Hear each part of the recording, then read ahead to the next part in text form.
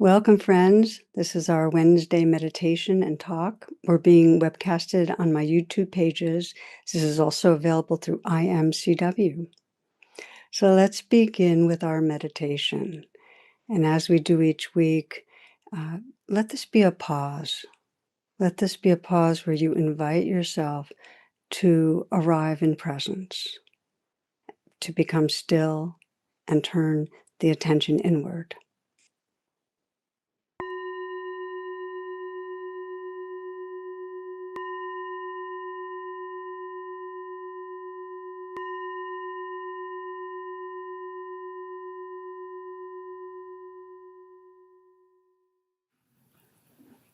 Let your attention go inward and feel your breath at the heart area.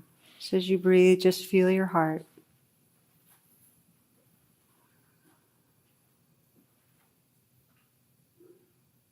And as you feel your heart, listen inward. Just listen inward and listen for what you sense is your most sincere aspiration right now. What most matters to you as you sit here and begin a formal practice. What most matters? What is it you really care about in your life?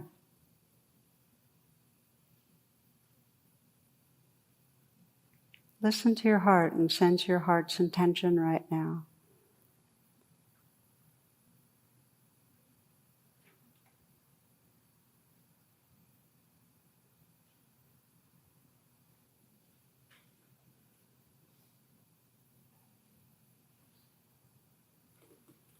Let yourself be aware of this body breathing.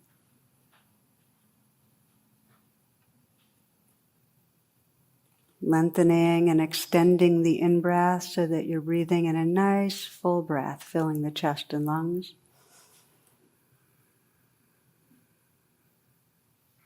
And breathing out very slowly, slow enough to feel the sensations of releasing the breath. And again, nice full in-breath.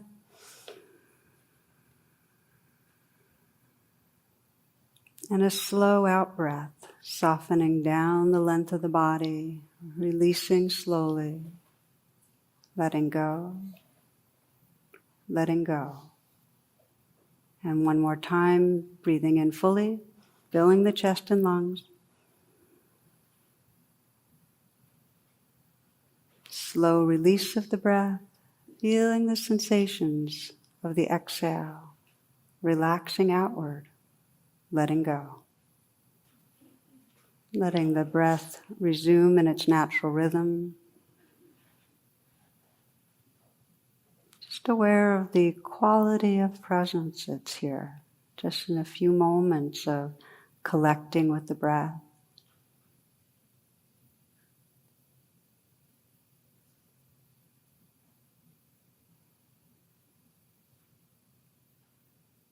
Noticing if there's any parts of the body that want to relax just a little bit more right now. Just let go.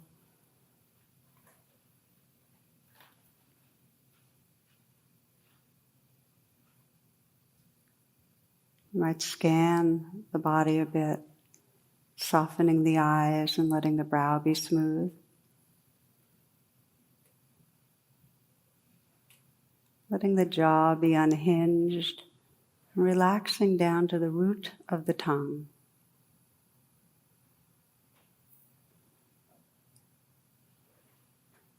It can help to have a slight smile at the mouth, the half smile of the Buddha, which actually sends a message to the nervous system to just ease that fight, flight, freeze response, to be at rest.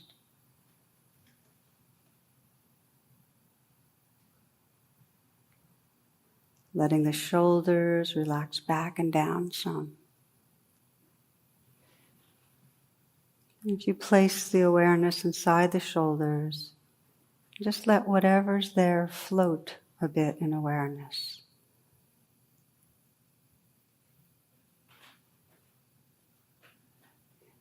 If there's tension or tightness, you might sense the possibility of a little dissolving,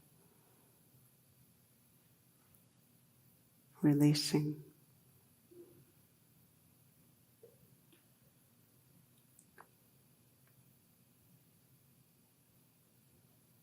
Letting the hands rest in a very easy and effortless way. Bringing the awareness inside the hands, so you're feeling from the inside out. And then softening the hands. And notice as you soften what you feel.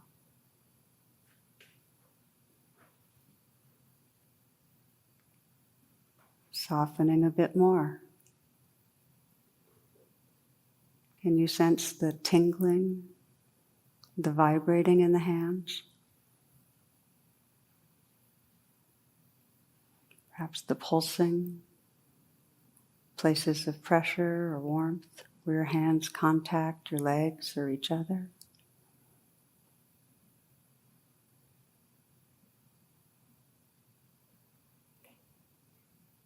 An intimate, close-in attention.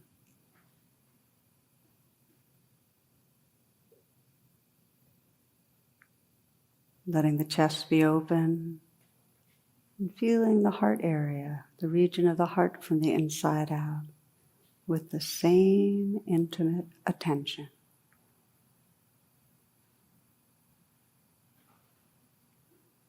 Sensing if there's pressure or squeezing, tightness or flow, lightness, darkness.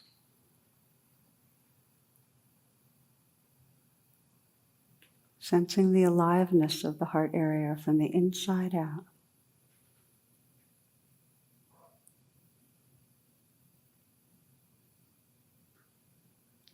Scanning down into the belly and letting this next breath be received in a softening belly.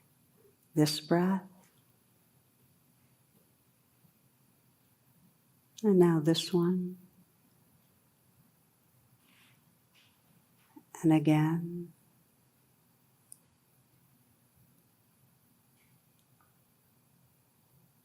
Feeling the aliveness, the movement of sensation deep in the belly.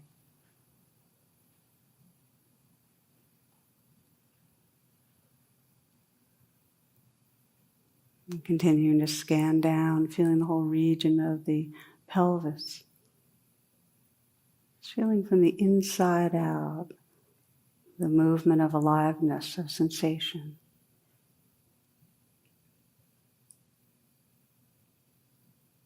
Receptive and open.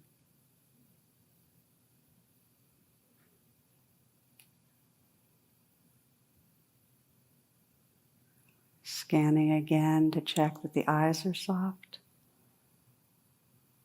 Slight smile at the mouth. Let the hands rest in an easy, soft way. The chest open.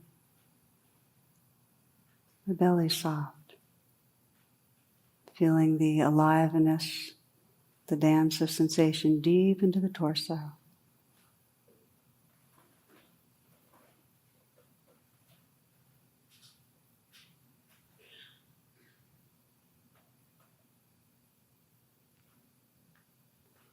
Aware of the length and volume of your legs.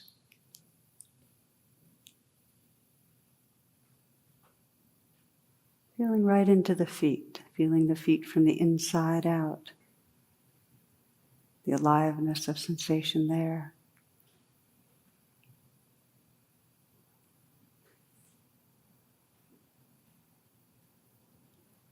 Then opening the field of attention to include in a simultaneous way this whole play of sensation, this whole energy body.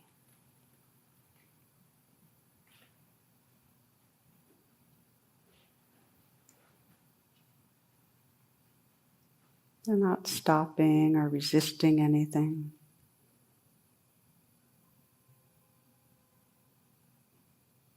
Imagine and sense life living through you.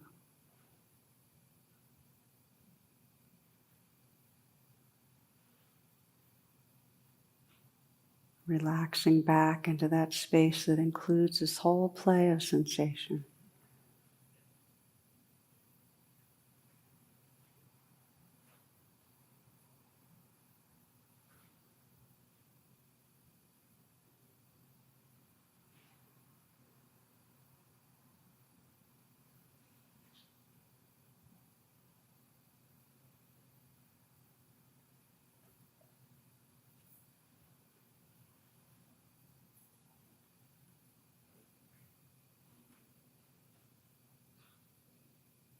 Including sound,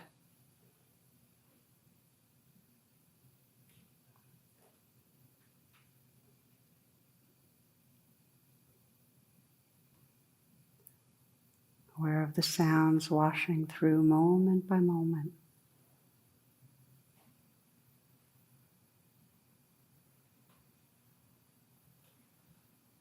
So that you're listening to and feeling the whole moment.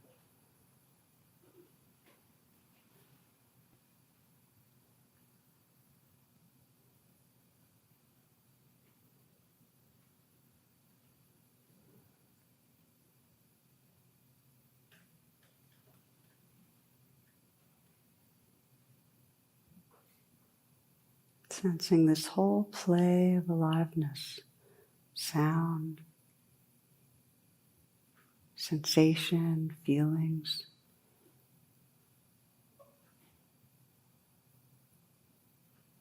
All appearing and disappearing in this great space, this vast space of awareness.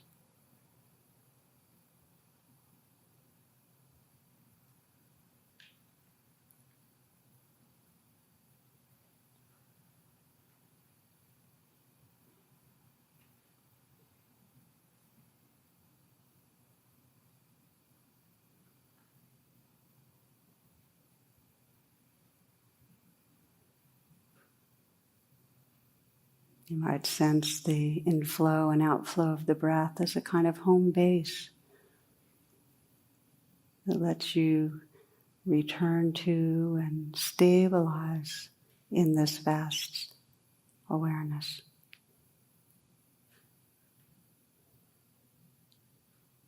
That lets you have some sort of a portal when you drift and forget to come back right here into this mysterious play of life.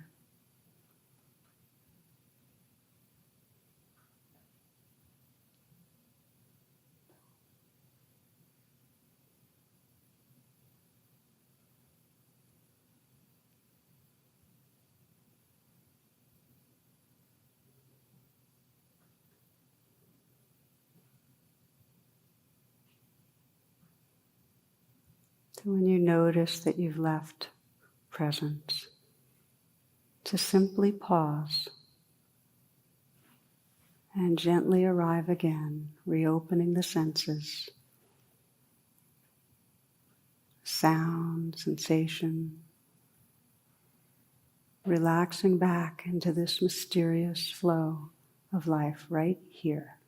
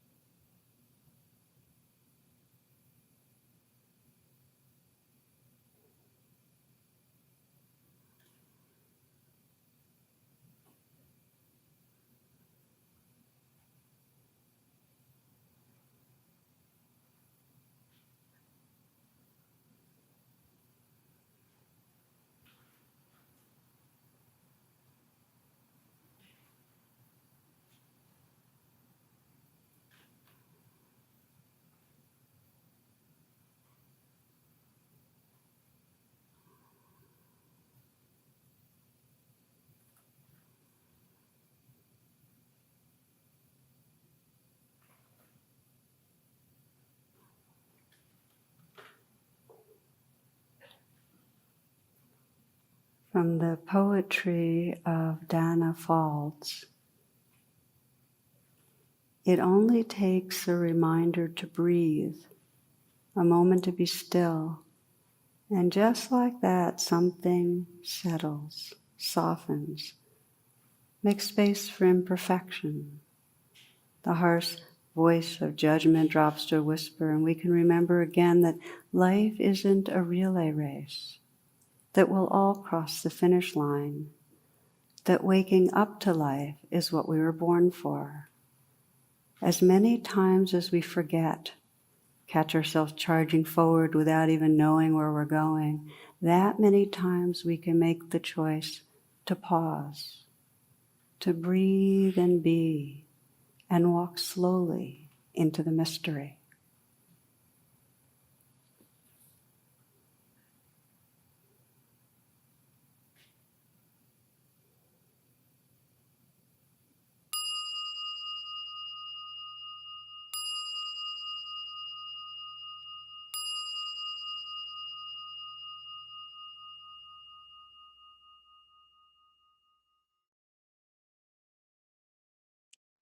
Gently bringing yourself back from the formal practice, coming into informal presence. You might take a few full breaths, and if the eyes are closed, open them. As you make the shift, I'll be offering a few announcements for this coming week. I always invite you to my website, tarabrach.com, for virtual offerings. Perhaps the most immediate announcement is that beginning September 3rd, this online Wednesday webcast is going to shift from its evening time to 12 noon ET. And the intention is to make these teachings more accessible to our wider community across time zones and continents. And as always, the recording of the week's talk will be available for on-demand viewing immediately following the webcast on my YouTube channel. Along with this shift, just to note, for those that like to attend the mindful movement, it'll move to 11 a.m. ET, and mindful dialogue group will begin meeting regularly at 8:30 p.m. ET each Wednesday. The links are the same for both of those, tarabrach.com/class. To mark this transition, I'm going to be offering on September 3rd, the session will be live via Zoom. And this feels like a precious opportunity to be together in real time, something that doesn't happen that often, so we can connect and deepen in presence. And we'll have a meditation, talk, and time for a short question and response session. Space in the Zoom meeting's limited, and entry will be on a first come, first served basis. But if you're not able to join on Zoom, don't worry. The session's going to be live streamed on my YouTube channel, and all are welcome. So we'll send out the link a week before the event. Be sure to mark your calendars. This is September 3rd, and watch your email and subscribe to my YouTube channel right here. Okay, a couple of upcoming events I want to let you know about. The first, this is August 30th from 10 a.m. to 1 p.m. ET. It's called Choosing Love, Bodhisattvas in Perilous Times, and it's a half-day retreat that I'm doing with Leslie Booker. And it's being offered both online and in person at New York Insight. I'm Zooming in, so I'm not online. I'm not in person. You can register on my website. Again, this is Choosing Love, Bodhisattvas in Perilous Times. The other that I want to let you know about is called Loss, Grief, and Timeless Love, and it's a 5-week online course. It's new. It begins September 18th. There's an early bird discount available now, so you can register on my website. And this is brand new, and you'll learn really powerful ways that mindfulness and compassion can support you when you're grieving, when you're trying to process change and loss, and give you a sense of more clarity and compassion. Please check IMCW for live stream offerings made available by our local DC teachers. And the shared experience sanghas this coming week are seniors, Black, Indigenous, and people of color. Our mindful dialogue for this coming week, really want to encourage you to join, where we share whatever is coming up for us around the talk, and it's held at 8:30 ET. Call in information to our brach.com/class. Each week on these announcements, I mention donations. The Pali word is dana, or generosity.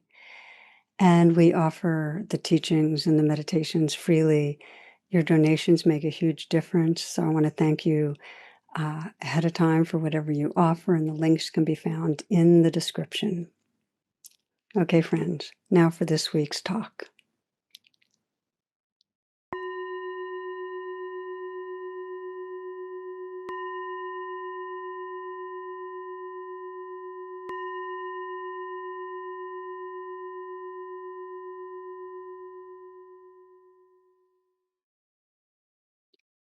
Namaste.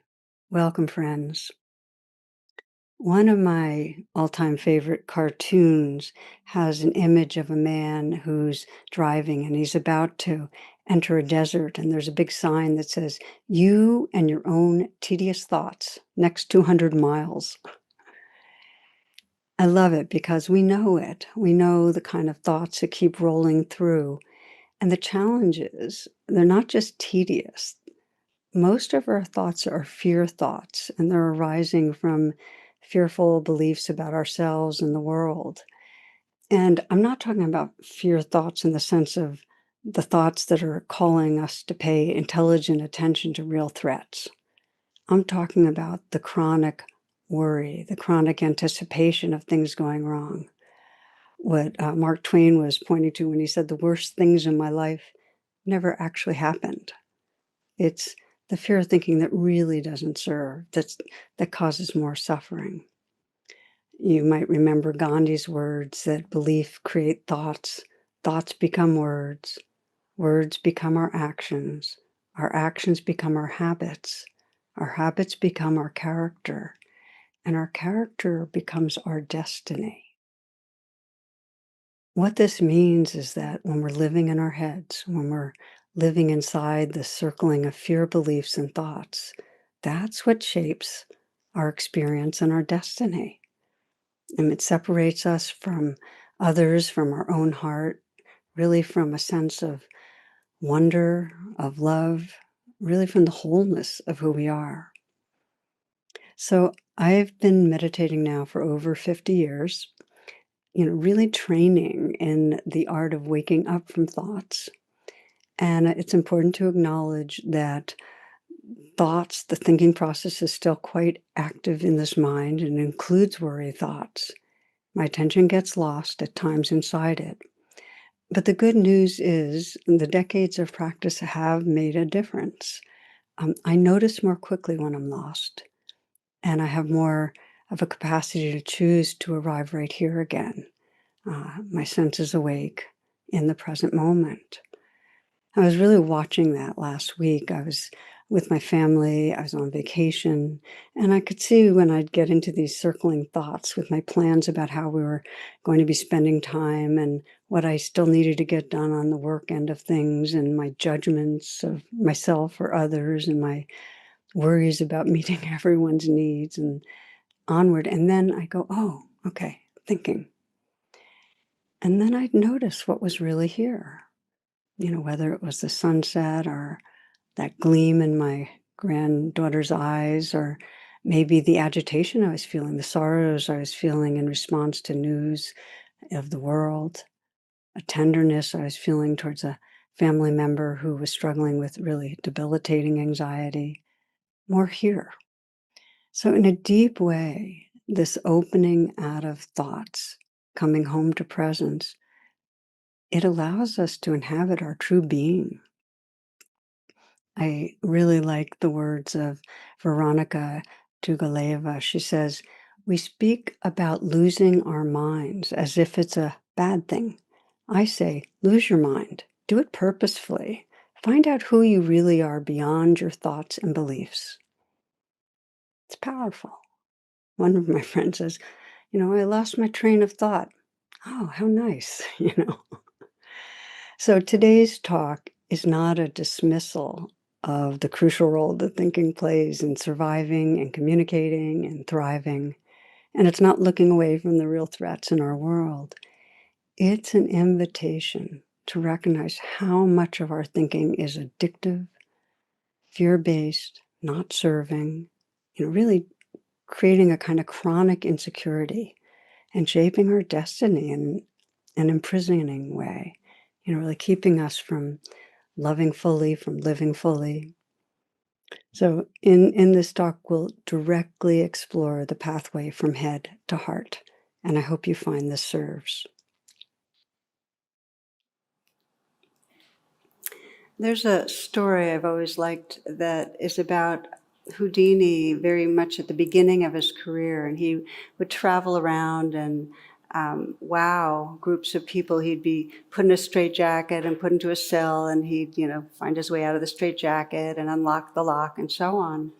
And so he'd do this when he went through his circuit of traveling, but there was one little town in Ireland where things didn't work out so well. He was able to get right out of his straitjacket, but he was just fiddling and fiddling with the lock, and finally, he got very frustrated and he gave up, and he asked the guy that had kind of locked it up, okay, so what's with this sophisticated new lock? I mean, I've never encountered anything like that. And the guy's response was, oh, this is a very ordinary kind of lock. I just never locked it. You've been trying to get yourself out of an unlocked lock. Now, first of all, to say, I don't know about the veracity of the story. I've heard mixed reports, but I think it's got a great teaching to it, which is that we're in a kind of prison in our mind, and we're constantly trying to solve problems and figure out and worry ourselves through, and very busy up here. And the busier we are, the more we're really locking ourselves in to a stressed out and confined state. Does that make sense? Okay, that's my opening gambit here tonight. So then the question is, how come we keep racing around in our minds? And so often what we find, and how come that busyness ends up causing us such trouble? And we know from an evolutionary perspective, and I bring this in a lot because it explains so much, that we are operating off a negativity bias, which means that most of our thinking is fear-driven, and the faster and busier we get, the more it's really being propelled by fear, okay? And so what that means is that the more we're thinking, the more we kind of get isolated in a sense of separateness and not okayness. And there was that wonderful study done at Harvard some years back that showed that like 46.9% of our time, our minds are wandering. And during that time, we're unhappy. We are not happy. Wandering minds, busy minds, that addictive thinking does not make us happy. So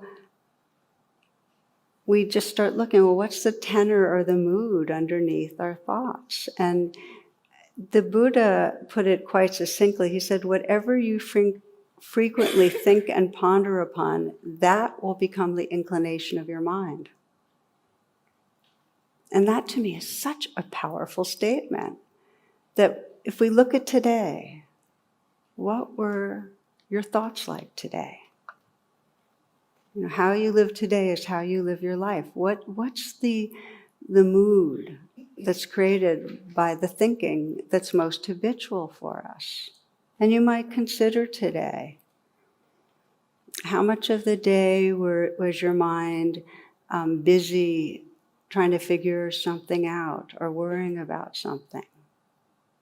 Assuming that there was a problem to solve, because that's what Houdini was, assuming a problem. Well, we assume we're dealing with a problem.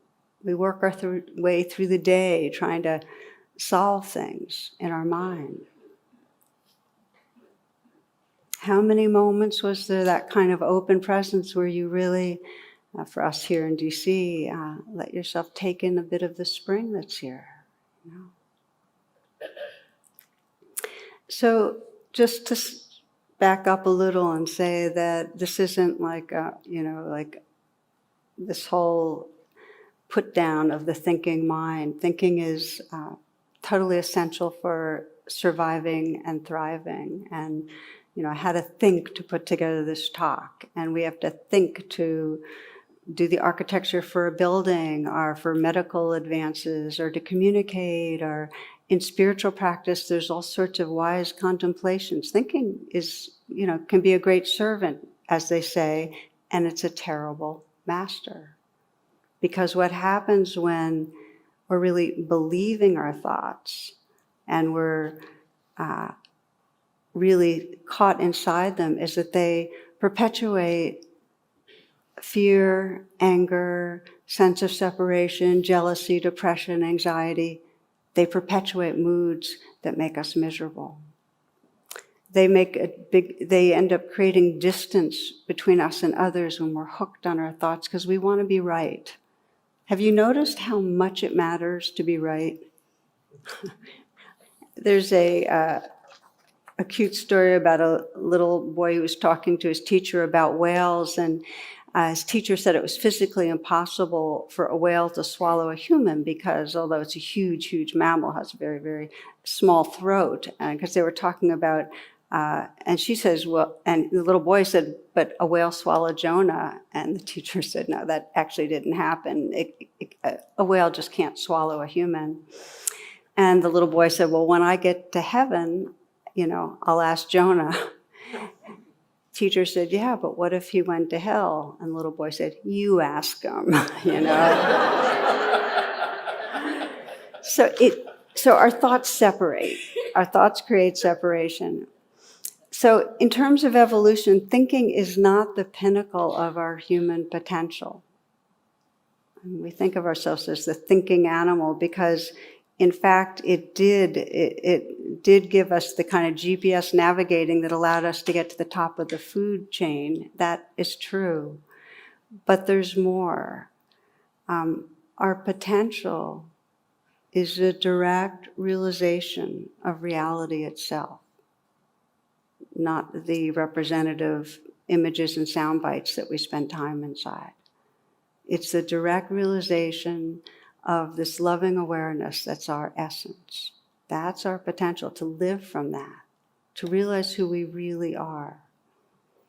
It's as the Buddhist scriptures say, O nobly born, do not forget the luminous nature of your own heart and mind. Trust it, it is home. That's our potential.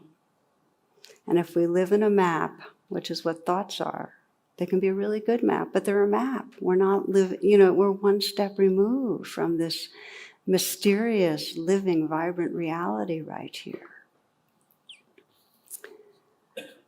Hildegard of Bingen says, we cannot live in a world that is not our own.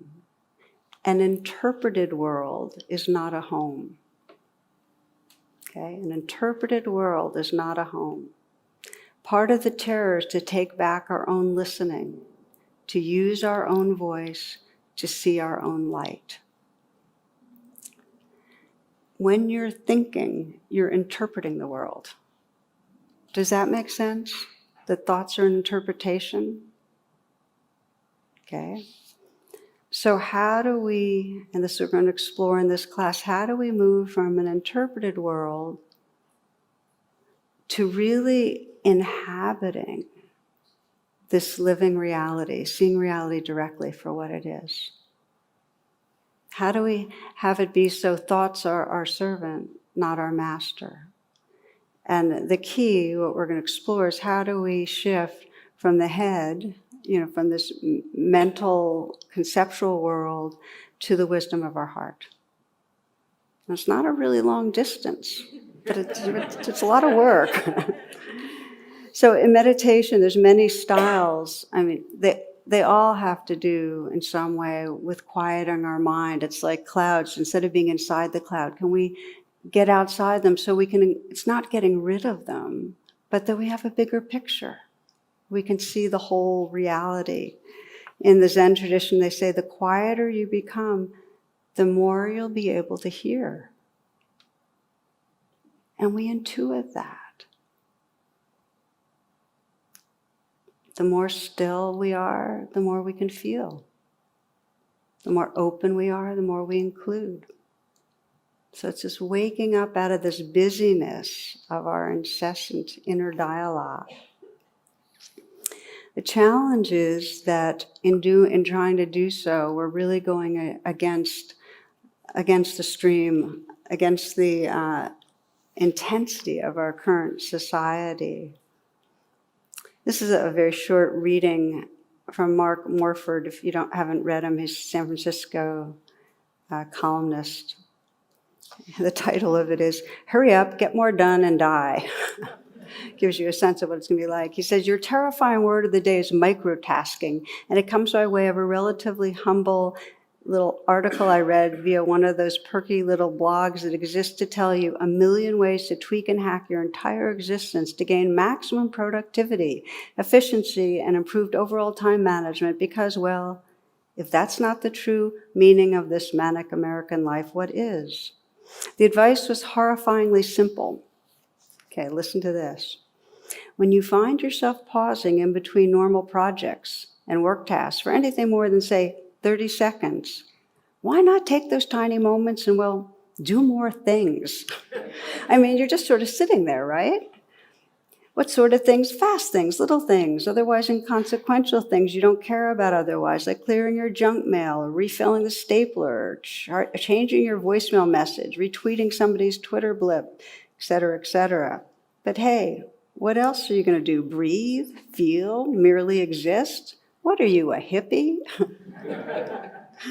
It's a fascinating and yes, terrifying idea, really, that if you could just maximize your output a little bit more, if you could cram into all the open white space another thing to do, wow, think of all you could get done by the end of the day. Think of how much you could check off your list. We are, by and large, utterly terrified of silence, stillness, spaciousness, the doing of nothing, so as to feel the totality of everything. Meditation for most is disquieting and strange.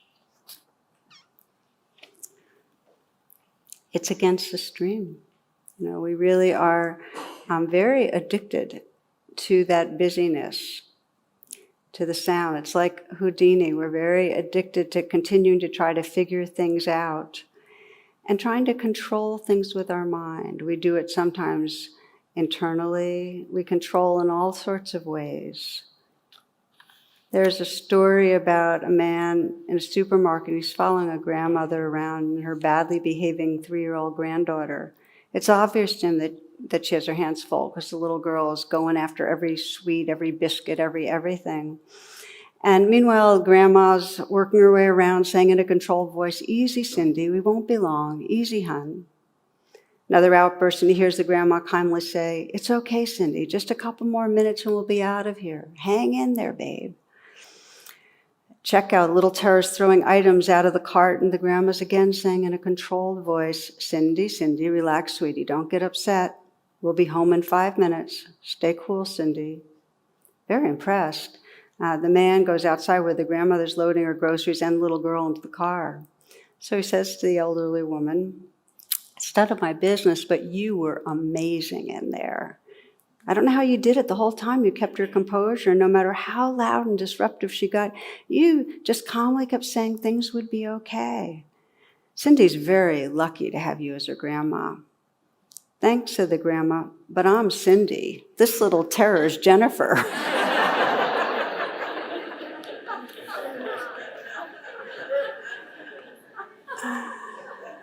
So we try to control things, and we do it talking to ourselves, we do it thinking to ourselves a lot. So sometimes we can reassure ourselves with thoughts, but usually, even when we're saying it's going to be okay, we're reaffirming that there's a problem here, that we've got a problem on our hands. So what keeps us so hooked is that when we're insecure, we don't want to just do nothing. We want to feel like we're controlling things. And thinking is our primary strategy to control. We leave our bodies and go into the mental control tower here. And because in an evolutionary way, that's how our species got ahead, this is it. This is the thing we think will work. Except the on button gets jammed. Okay, we just get hooked. So we're chronically going there. And there is a default network in our brain that when we don't have an activity, as Mark talked about in that pause period, what kicks in our brain is this scanning of our past and our future, reminding ourselves of where we've been, where we're going, what we need to do, who we are, how others are taking us. It's very self-oriented, in other words. In other words, our brain keeps reinventing this doing self to keep us oriented because we're so uncomfortable with that non-controlling place that meditation invites us to inhabit. And we wonder why it's so hard to meditate. Well, we are designed to be very anxious when we're not doing things.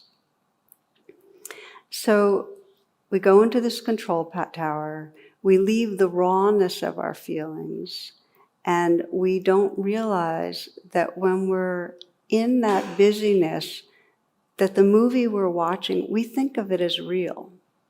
We conflate reality with the virtual reality in our mind. We actually think that's real. And we also think our thoughts are rational. But cognitive science has shown very clearly that our thoughts are not rational, that we actually use thinking to confirm a very emotionally based view of things. There's one Chief Justice who was describing, he said, "You must remember one thing, at the constitutional level where we work, 90% of any decision is emotional. The rational part of us supplies the reasons for supporting our predilections." Okay? So, but it's unconscious. We're not aware that we are scanning and sorting for information that will back our view of reality. There was two men, lifelong friends, that had a very esoteric view of reality, and they were very curious to see what happened, after you die. And so they made a deal that whoever died first would in some way contact the other from the afterlife to give them, some information on what it really was like. And so Irv dies first, okay? I'll read the rest. Norman doesn't hear from him for about a year, but then one day he gets a call. It's Irv. "Oh, so there is an afterlife. What's it like?" Norman asks. "Well, I sleep very late. I get up, have a big breakfast, have lots of sex. Then I go back to sleep, get up, have lunch, have more sex, take a nap, huge dinner, more sex."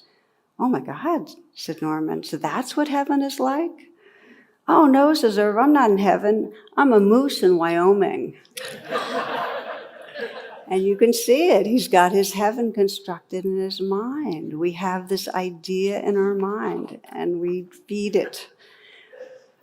So the reason I call this virtual realm of thinking a prison, the reason I liken it, and I started with Houdini, is because of the negativity bias. We get caught in a very real looping that explains why you might have patterns in your life that are painful and that keep going.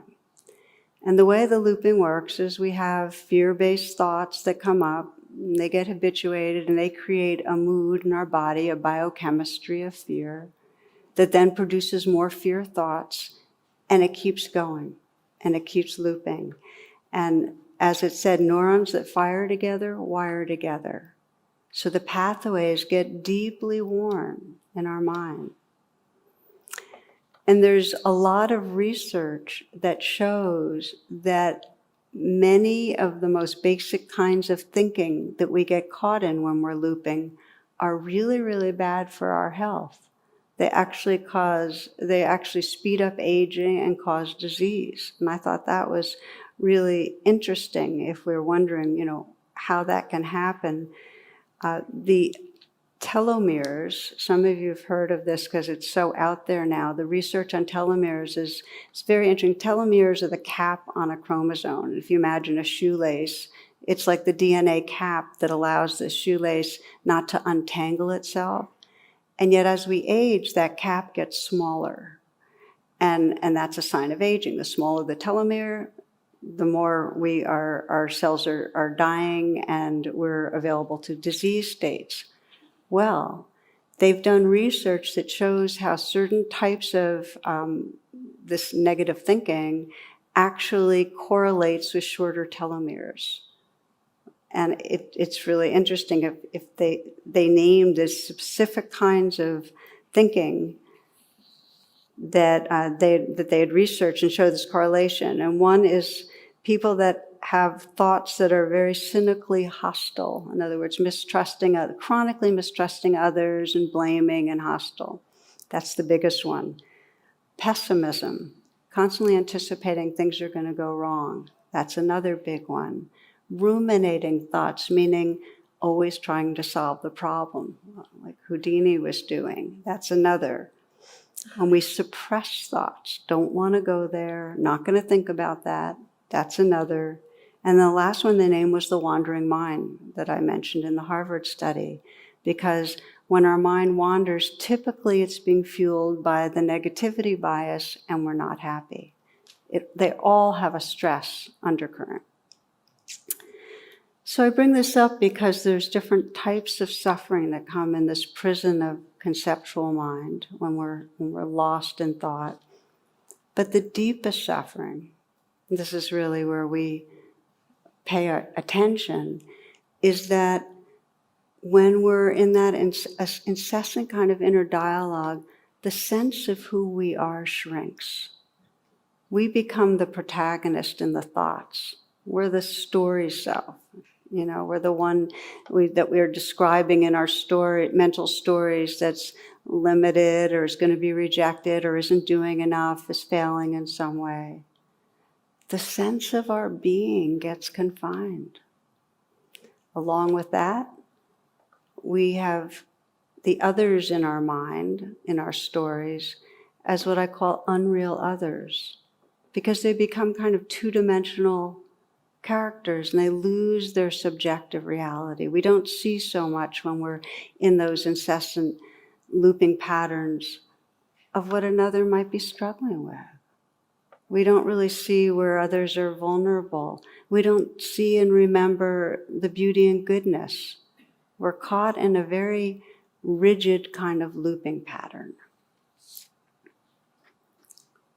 So this is probably a good time to pause, because I've been speaking a lot, and invite you to take one of those moments of closing your eyes and checking in.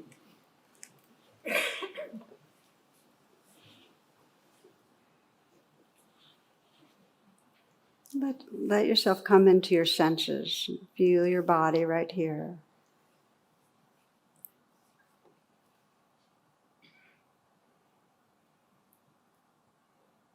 So what we've been exploring is that when we're living inside the looping thoughts, we're living in a narrow and distorted reality. And that's what gives rise to suffering. We end up feeling stuck in an anxious self or a fearful self, an angry self, an isolated self. It's because we're believing our thoughts. We're believing what our mind is producing as reality. So I'd like to invite you to scan your life and sense into anywhere that you might feel stuck and reactive, let's say in a relationship with somebody else. Could be a colleague at work, family member, somebody that you see frequently, friend. But anywhere where you feel stuck, where in some way you feel like you're caught in some old pattern of reactivity.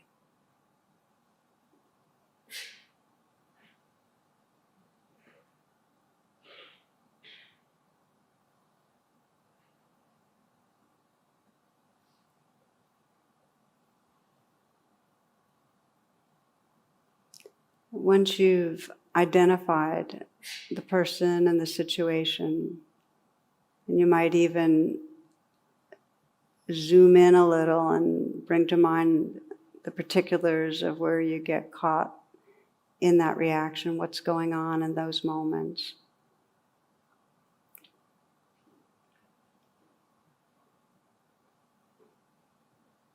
Remembering maybe the look on the other person's face or what might be being said.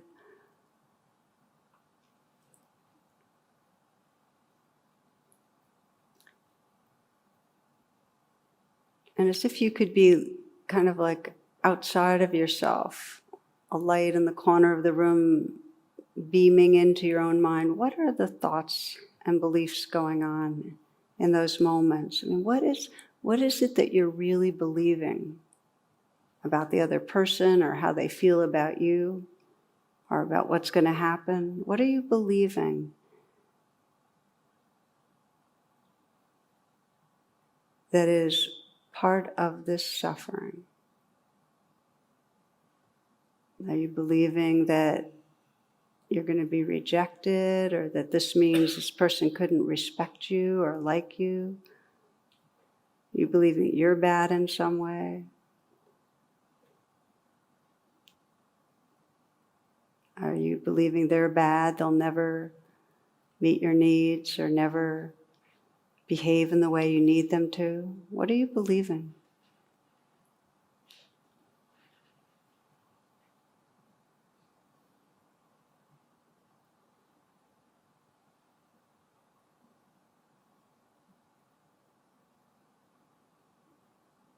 As you begin to shine a light on the beliefs, the kind of thoughts you're having about the other person and yourself, just frame them as, okay, this is the interpretation going on here. This is an interpretation of reality. And notice how true it seems to you. Notice how much you're believing it. So you really just become a witness to what's going on here. You're believing something that's causing pain. You're bad, I'm bad, you couldn't like me, you couldn't respect me, you shouldn't act that way. You're believing something, and just sense how true it seems.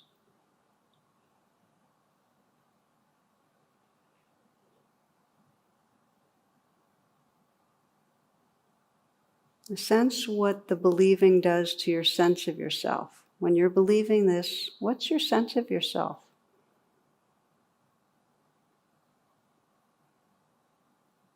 Can you notice how it shrinks, confines, and distorts, and makes you small when you're believing this? Rigid, tight?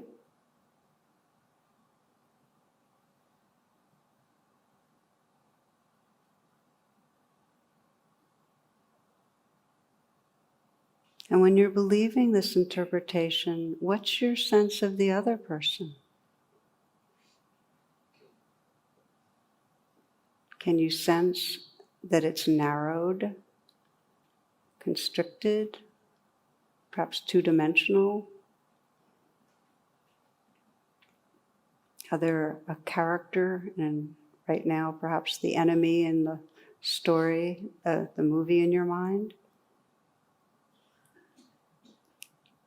So this is the effect of that continuous looping.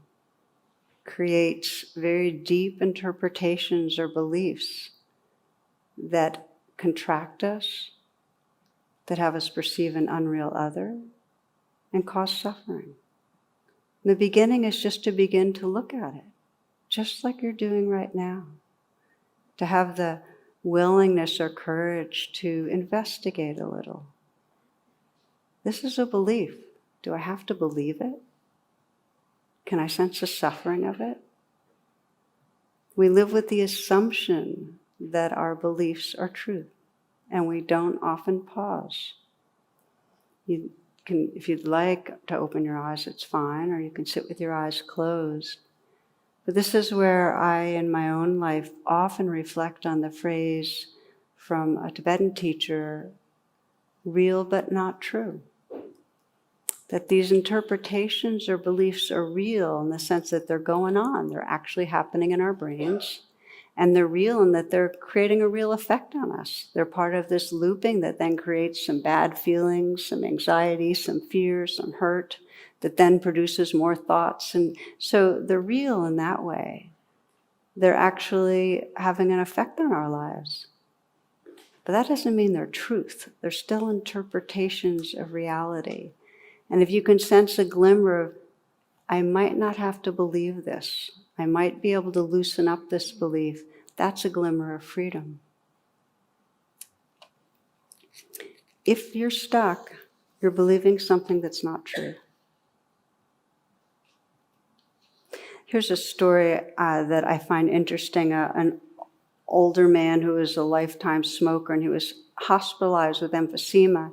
And after a series of small strokes, his daughter started urging him, as she had regularly done, to give up smoking. But he refused. In fact, he asked her to get more cigarettes, and he basically said, I'm a smoker this life. That's how it is. I'm a smoker.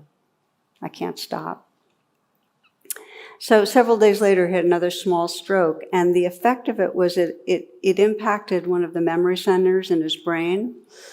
And then, without a concern, he stopped smoking for good. How come? It wasn't because he decided to. It was because one day he woke up and forgot that he was a smoker. So to the extent we're caught up in the roles identified by our beliefs, I'm a this kind of person and I can't do that, we have this limiting story. If we're believing it, it will keep on rolling forward. So then the question is, how do we begin to challenge it? How do we begin to not believe our thoughts?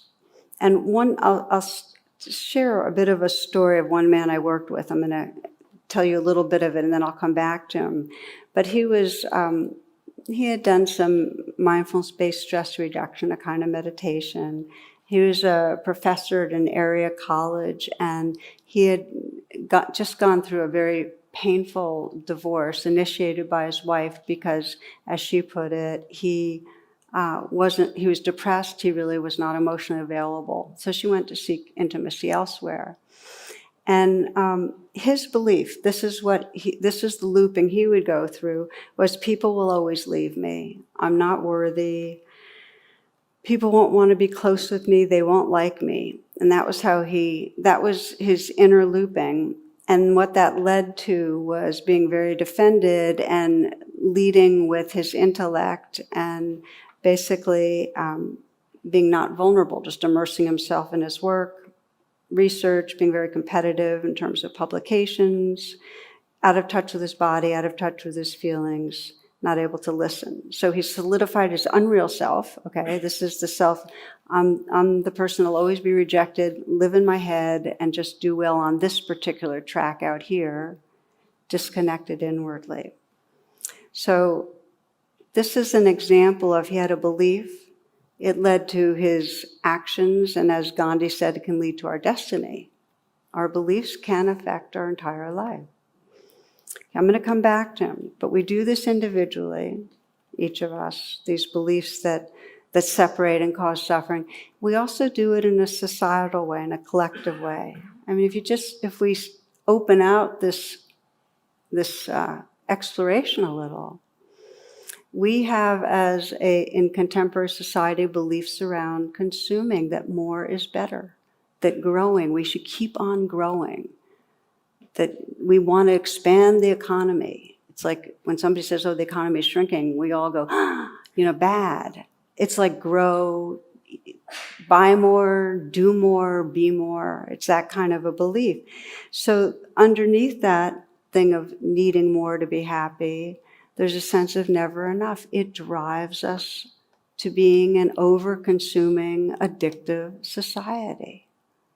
That's just the collective level. Exact same thing with beliefs about behind violence. What makes our world violent?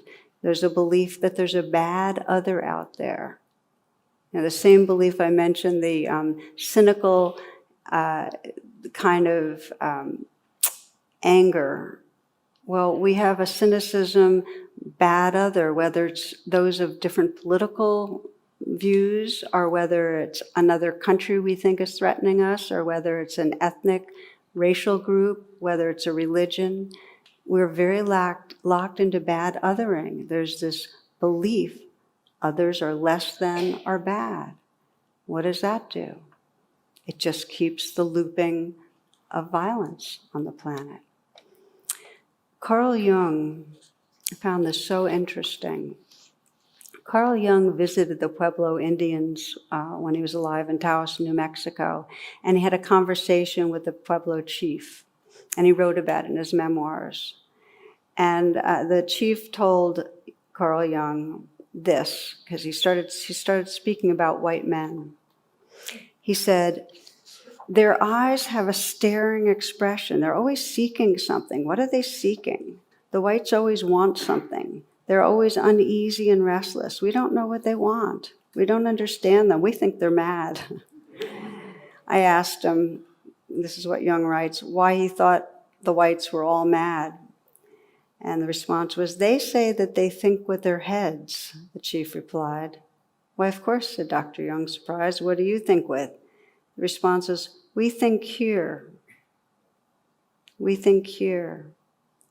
And he wrote, this Indian had struck our vulnerable spot, unveiled a truth to which we are blind, that we are perceiving reality through concepts in our head, driven by fear, where there's a possibility to experience life with a very wise heart. So this is where we're going to take the last part of this reflection together, is how do we make that move from this habit, this addiction to our looping thoughts, to a wise heart? And the training, the essence of our meditation training is to be aware of when we're thinking. So rather than being lost in thoughts, we can begin to notice, oh, a thought's happening. It's just a thought.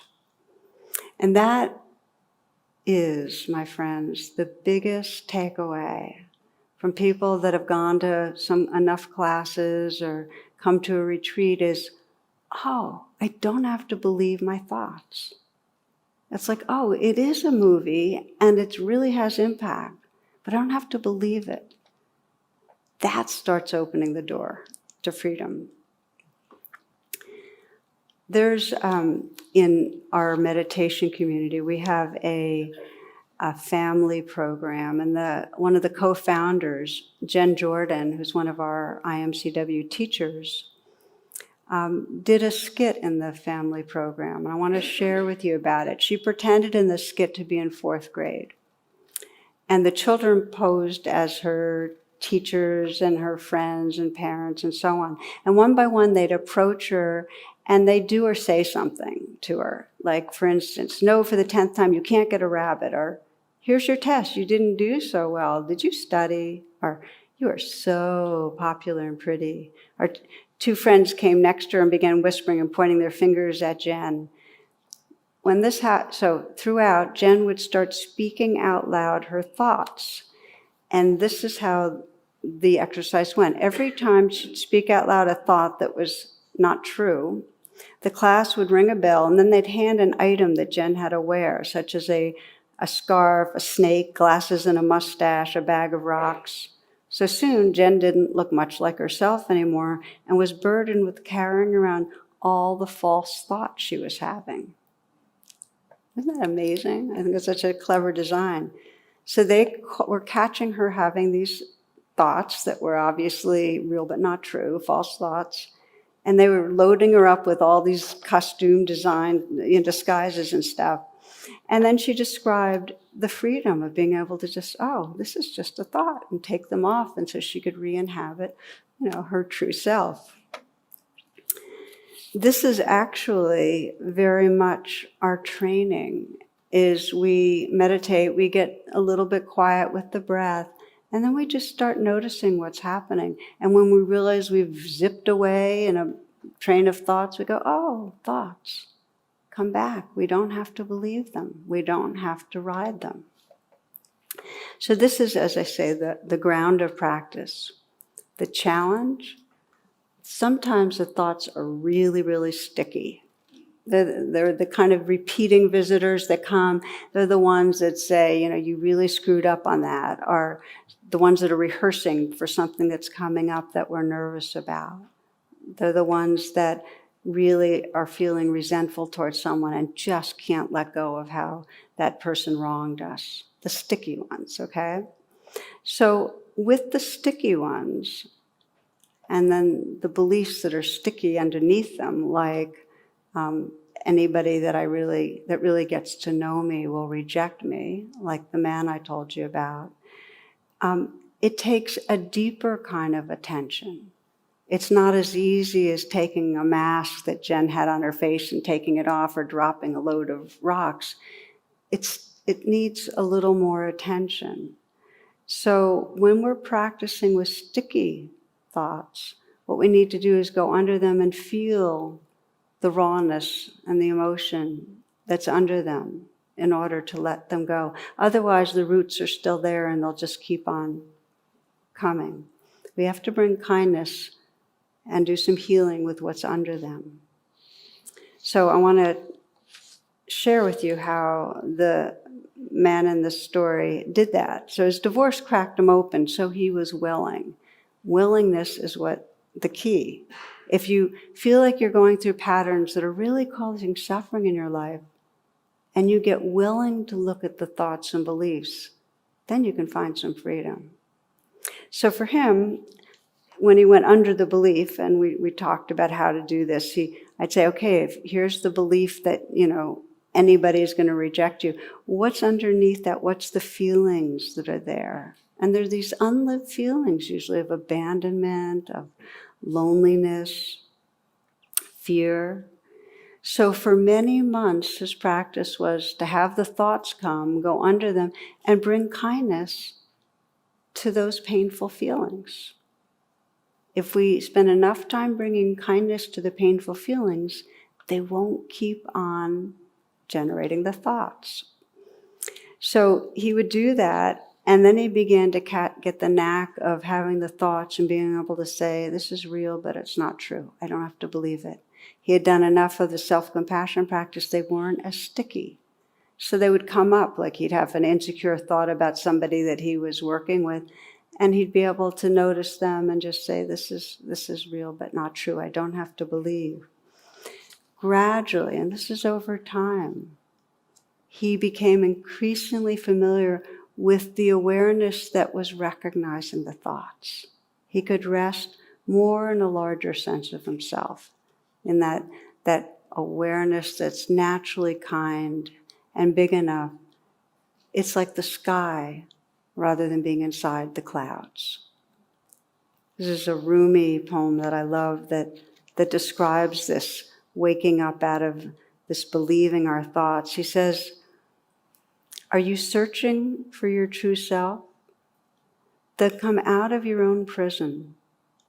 Leave the little creek and join the mighty river that flows into the ocean. Like an ox, don't pull the wheel of this world on your back.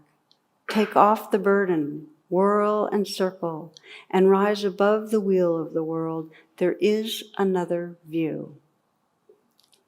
There is another view.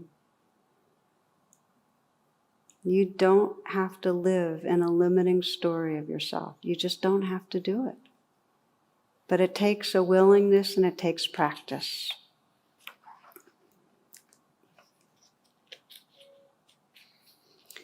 The moment you shift open your perception from believing a rigid belief, your biochemistry changes.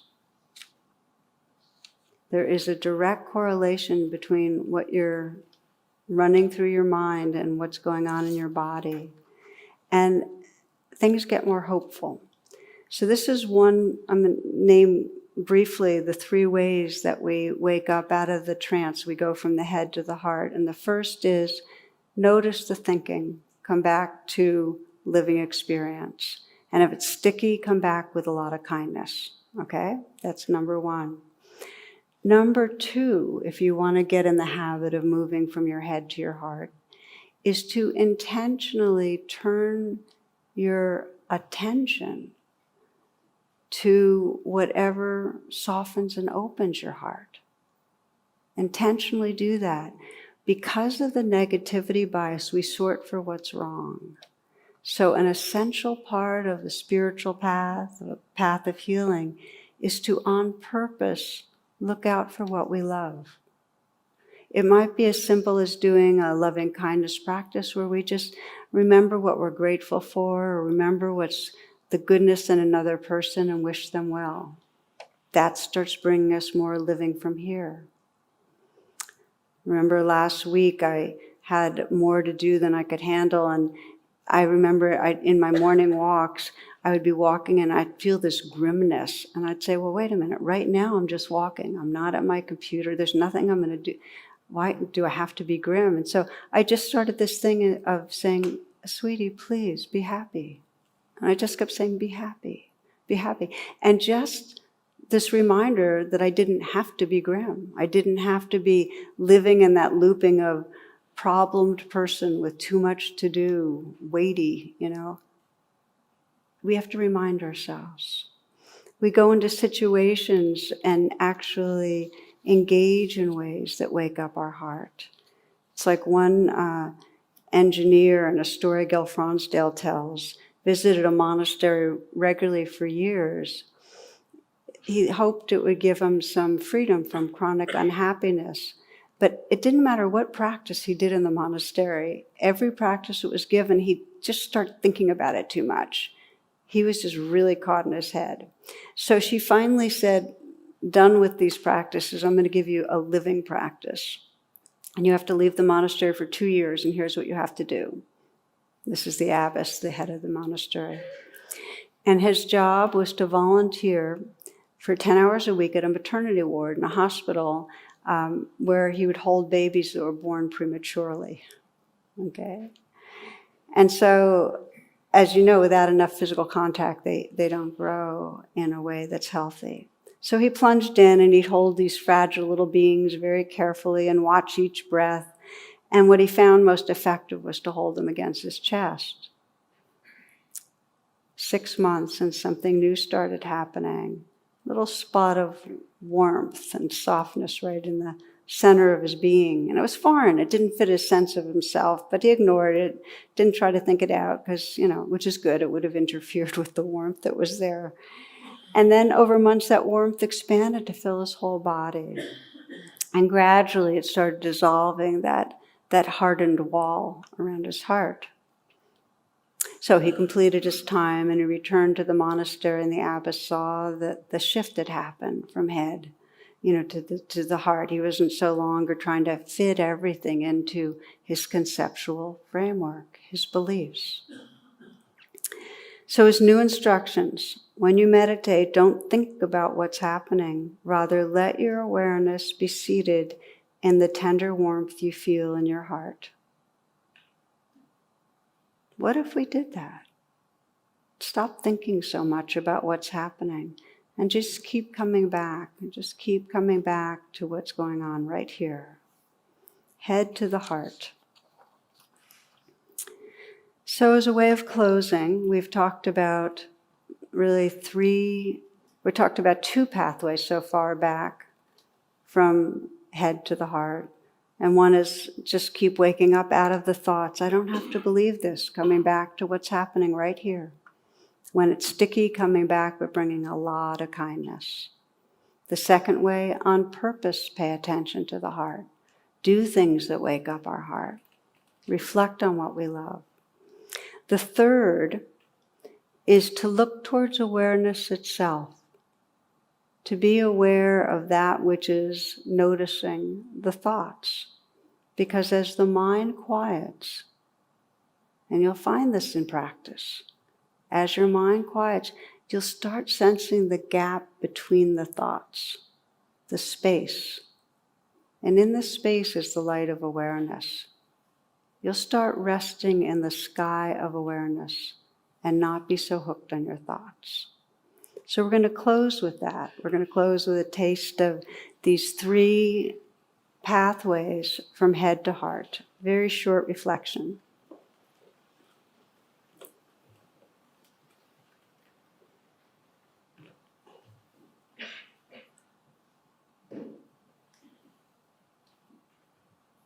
closing your eyes and taking some moments to awaken your senses.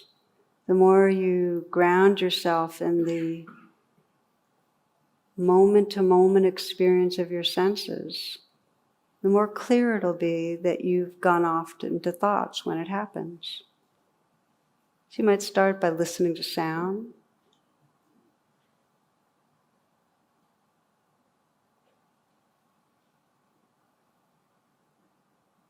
Listen with a very receptive presence.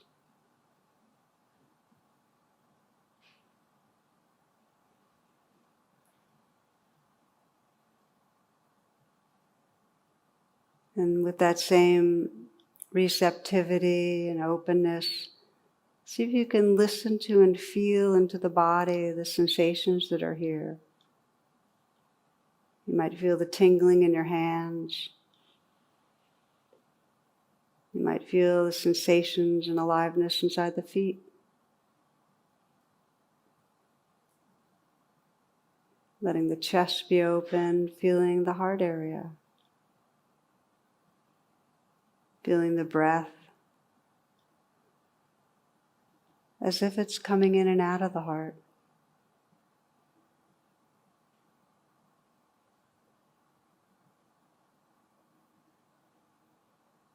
You may take a moment and just ask yourself, what is it that I really love? Maybe a person comes up, an activity, an experience.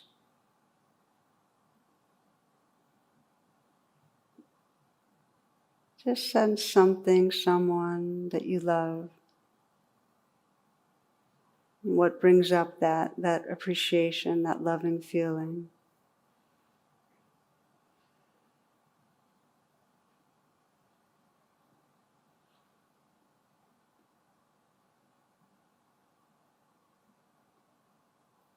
You might let go of the idea of the person or the thing and just feel the loving. Feel the warmth in the heart.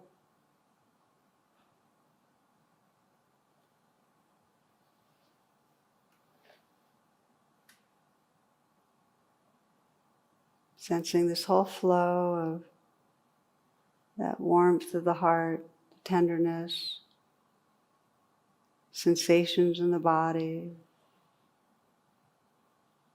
sounds. There may be thoughts that come and go.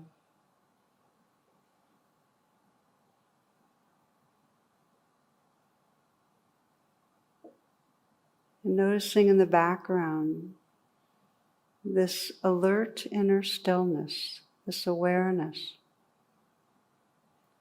that's aware of the changing flow.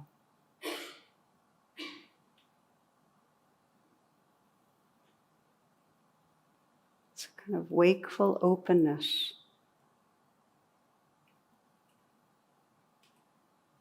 that notices the sounds that arise. It's that presence that's aware of the sensations that are here.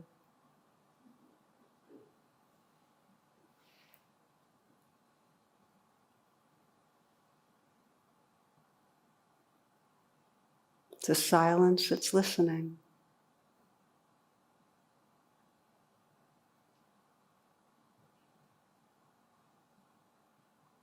It's a tenderness that can respond to the life that's here spontaneously, with care. To move from the head to the heart is to wake up out of the ideas of this life, to open to this changing flow and the awareness that everything is happening in.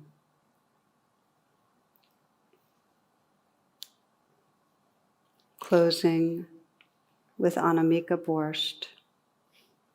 Stop in your tracks. Stop for once and notice what is always here. Notice what is always present in all your experiences. See that there is a constant stream of things coming and going. thoughts, feelings, sensations, happenings. They all have a beginning and an end, constantly changing. Notice that there is something that notices the stream, something that is always here, unchanging. This something is just here, it's always here. It is never not here, always present. The one thing that is constant, it is so close and natural to us we fail to notice it. It's like searching for our glasses while all the time we're looking through them. We are this timeless, always present awareness. We are this awake heart space, this loving awareness that's the source of all life.